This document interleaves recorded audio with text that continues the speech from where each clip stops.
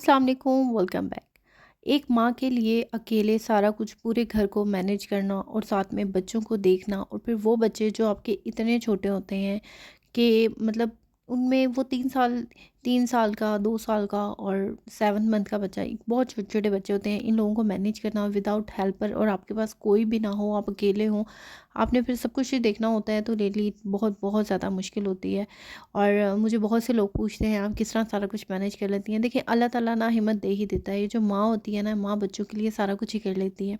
फिर चाहे वो माँ कहीं की भी हो, जो मर्ज़ी हो, जिस मर्ज़ी कंट्री की हो, तो वो ईज़िली मैनेज कर लेती है। जब उसको पता होता है कि यार मेरे साथ कोई भी नहीं है और मुझे अकेले ही सारा कुछ सँभालना है, तो वो ईज़िली सब कुछ जो है ना, उसको पता होता है कि मैंने किस तरह क्या मैनेज करना और किस तरह करना है।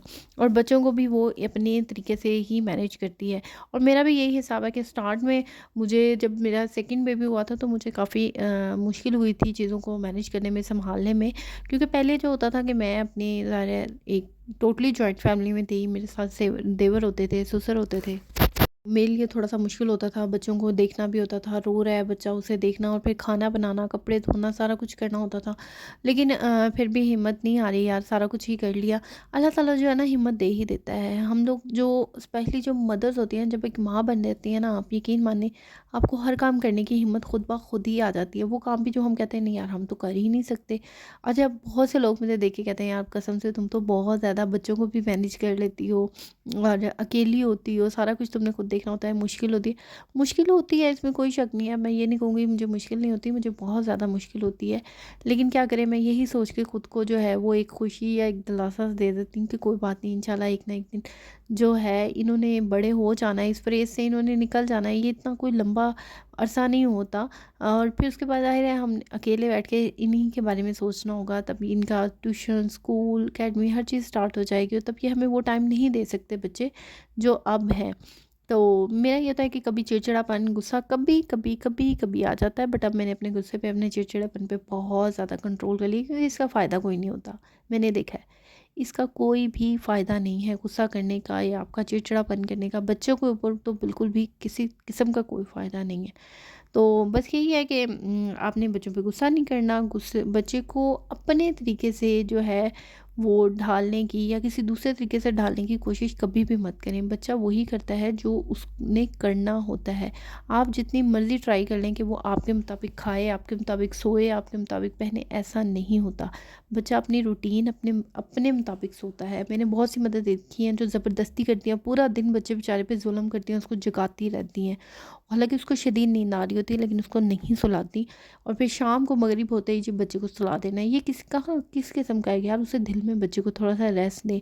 अब आपको ये बात पता है कि जितना बच्चा सोता है माशाल्लाह, उतना ही बच्चा जो है वो ज़हीन होता है। तो बच्चे को टाइम टेबल जो होता है ना, ठीक है, एक एज में जाके टाइम टेबल बिल्कुल ठीक रहता है। आप अपने लिए टाइम टेबल बनाएँ, ना कि अपने एक छोटे से बच्चे के लिए टाइम टेबल बनाएँ, जिसको भी पता भी नहीं है कि ये चीज़ क्या है, जिसके मुताबिक मेरी मम्मा जो है वो चल रही है, घर चला रही है। तो देखिए, घर और इसके अलावा ये है कि घर को मैनेज करने के हवाले से एक आप अपना कोई उसूल बना सकती हैं, कुछ रूल्स बना सकती हैं कि किस टाइमिंग में क्या काम करना है, किस टाइमिंग में क्या काम करना है, अब मैंने ये करना है, अब मैंने वो करना है। अच्छा, टाइमिंग ना भी याद होना तो एक बंदे के माइंड में एक रूटीन से छप जाता है, फिर उसी रूटीन के मुताबिक चलता है, उसी रूटीन के मुताबिक सारे काम करता है। तो ये जो है ना, एक रूटीन सी बन जाती है हमारी ज़िंदगी में। अच्छा, अब नाश्ता कर लिया तो अब घर साफ़ करना है, ये तो हमारे यहाँ भी कि नाश्ता कर चुके हैं, ठीक है, अब हमने क्या साफ़ करना है, रूम साफ़ करना है, सफाई करनी है, झाड़ू देना है, पोछा देना है। तो यही चीज़ें होती हैं जो जिनसे हम इजीली टाइम को मैनेज कर सकते हैं। बट मैं आपको सही बताऊँ तो मैंने कोई भी ऐसा जैसा टाइम टेबल वगैरह ऐसा कोई चीज़ भी नहीं बनाई हुई। मेरा ये होता है कि यार मैं बच्चों के मुताबिक, बच्चों ने अगर सोना होता है तो मैं उनको सुला देती हूँ, नहीं सोना तो मैं उनको ज़िद नहीं करती। देखिए, बच्चे पे ज़िद करके सुलाने का फ़ायदा ही कोई नहीं है, इससे आपको बल्कि उल्टा नुकसान होगा। दिन में तो वो ज़िद करके सो जाएगा, आप उसे सुला देंगी धमका के, मतलब डरा के, लेकिन रात में क्या करेंगी?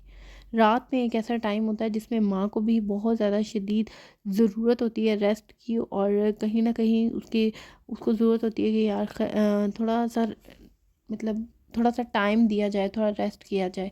तो ये है कि, तो ख़ैर ये बातें तो एक तरफ हैं, बट देखा जाए एक पाकिस्तानी हाउसवाइफ़ रियली यार बहुत, मैं कहती हूँ पाकिस्तानी क्या, किसी भी कंट्री की हाउसवाइफ़ होती है, चाहे वो इंडियन है, कोरियन है, जापानीज़ है, कोई भी है, अमेरिकन, कोई की भी हाउसवाइफ़ है।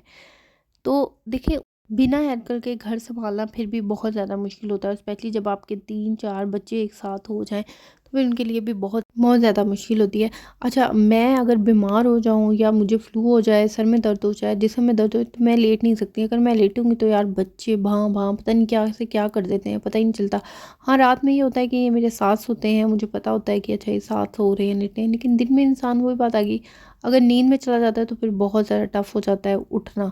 तो इसलिए मैं दोपहर में तो बिल्कुल भी नहीं सोती। मेरा ये होता है कि मैंने सिर्फ़ रात को ही सोना होता है, दोपहर में नहीं सोना मैंने। तो बस ये एक जो होता है बच्चों के साथ, आप लोग मुझे कमेंट्स पे लास्ट में बताएँ कि आप लोगों की क्या रूटीन है अपने बच्चों को लेकर।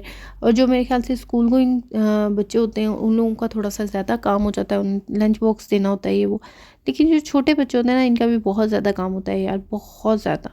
मैं कहती हूँ इनका सबसे ज़्यादा मुझे देखना पड़ता है, क्योंकि इनको बार-बार जूते पहनाना, बार-बार जर्सियाँ, जुराबें देना, तो ये कुछ भी अपने ऊपर जो है बच्चे टिकने ही नहीं देते। मेरे तो बच्चों का यही हाल है। कमेंट्स में बताएँ कि आपके भी आप भी बच्चों का यही हाल है कि वो कुछ भी फेस पे जो है वो टिकने ही नहीं देते।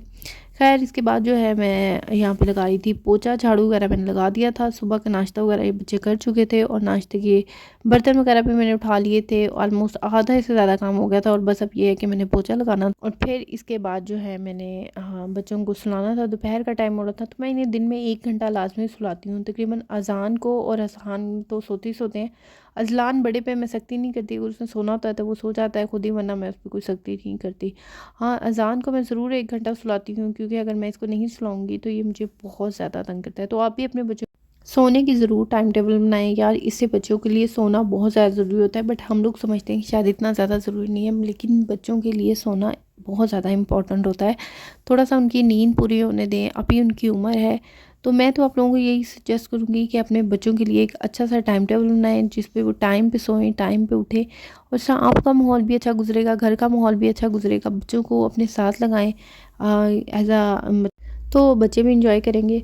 इसके अलावा ये है कि यार बस यहाँ से आज मैं जो है अपने व्लॉग का करती हूँ एंड। और अगर आपको मेरी वीडियो पसंद आई है, चैनल को ज़रूर सब्सक्राइब करें, वीडियो को लाइक करना मत भूलिएगा, और नोटिफिकेशन का बटन, बेल आइकन का बटन लाजमी लाजमी लाजमी दबा दें।